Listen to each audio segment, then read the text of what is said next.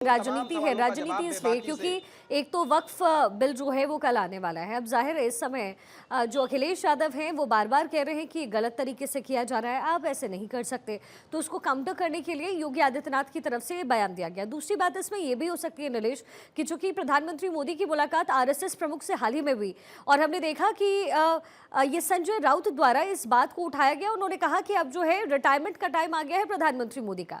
तो जाहिर है इस सवाल के साथ कहीं ना कहीं योगी आदित्यनाथ को भी टारगेट करने की कोशिश हुई है, क्योंकि क्लैशेस की खबरें पहले भी आती रही हैं।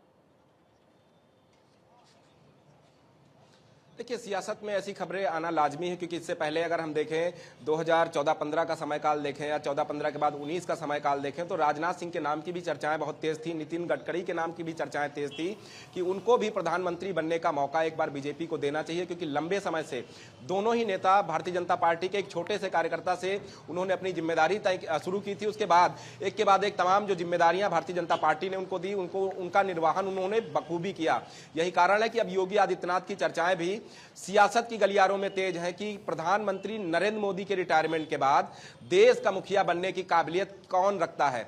हालांकि अभी तक भारतीय जनता पार्टी की अगर हम बात करें तो भारतीय जनता पार्टी में तमाम ऐसे वरिष्ठ नेता हैं, चाहे हम जेपी नड्डा की बात करें, नितिन गडकरी की बात करें या फिर हम राजनाथ सिंह की बात कर ले, ये वो बड़े चेहरे हैं जिन्होंने बीजेपी को खड़ा करने का काम किया है, कई बड़ी जिम्मेदारियों का निर्वहन किया है, ये भी प्रधानमंत्री की रेस में शामिल होते हैं।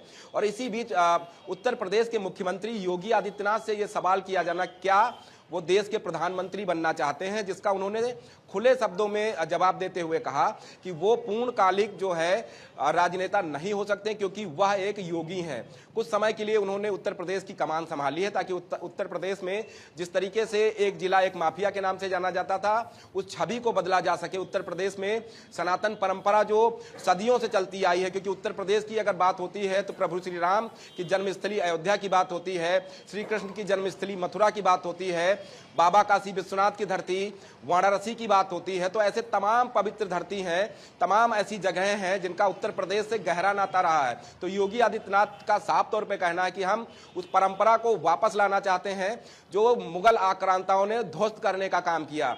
अगर उत्तर प्रदेश में कोई मुगल आक्रांताओं का गुणगान करता है तो ऐसे में गुणगान करने वाले लोगों के ऊपर कार्रवाई होगी, क्योंकि वो बाहर से आने वाले आक्रांता थे जिन्होंने उत्तर प्रदेश और देश में लूटपाट की। हाल ही में आपने सुना होगा कि सैयद सालार गाजी के नाम को लेकर जो है बड़ी सियासत देखने को मिली, चाहे वो संभल हो, बहराइच हो या उत्तर प्रदेश की राजधानी लखनऊ हो। साफ तौर पे सरकार की तरफ से ये कहा गया कि सैयद सालार गाजी जो कि मुगल आक्रांता था, उसने सोमनाथ मंदिर को तोड़ने के साथ लूटने का काम किया। ऐसे में उसके नाम पर गुणगान करना, उसके नाम पर मेले लगाना बिल्कुल ठीक नहीं है, क्योंकि ये हमारी सनातन परंपरा इसका बिल्कुल जो है गवाही नहीं देती है, साथ देना बिल्कुल पसंद नहीं करती है। अगर आप किसी मुस्लिम का नाम लेकर गुणगान करना चाहते हैं तो तमाम ऐसे मुस्लिमों में भी शासक हुए हैं, महान पुरुष हुए हैं, उनके नाम पर आप मेला लगाइए, सरकार आपके साथ है। जिसमें से सबसे बड़ा उदाहरण एपीजे अब्दुल कलाम है, जिन्होंने देश के लिए कितना बड़ा काम किया। उनके नाम पर आप कहीं मेला लगाइए, सरकार आपके साथ है। उनके नाम को अपने बच्चों तक पहुंचाइए कि एपीजे अब्दुल कलाम ने देश के लिए क्या कुछ किया। अब्दुल हमीद का आप नाम लीजिए कि जो देश की रक्षा करते हुए सीमा पर लड़ते हुए शहीद हो गए, उनके नाम की आप चर्चा कीजिए। तो ऐसे तमाम नाम हैं जिन्होंने देश की रक्षा के लिए, देश के उत्थान के लिए, देश के विकास के लिए और मुस्लिम समाज को आगे बढ़ाने के लिए काम किए हैं। ऐसे महापुरुष भी हिंदुस्तान में हैं। अगर उनके नाम की चर्चाएं आप नहीं कर सकते हैं तो किसी भी मुगल आक्रांता के नाम की चर्चा करना उत्तर प्रदेश में आपको भारी पड़ सकता है। यही कारण है कि चाहे औरंगजेब का मुद्दा रहा हो, सैयद सलार गाजी का मुद्दा रहा हो, इन तमाम मुद्दों को लेकर उत्तर प्रदेश में जबरदस्त सियासत देखने को मिली और उत्तर प्रदेश पुलिस ने भी सरकार के निर्देश पर वही काम किया है जो समाज के हित में हो, देश के हित में हो। तो लगातार ऐसी चर्चाएं उत्तर प्रदेश में जरूर देखने को मिली है, लेकिन मुख्यमंत्री योगी आदित्यनाथ की जितनी तारीफ की जाए, यही कारण है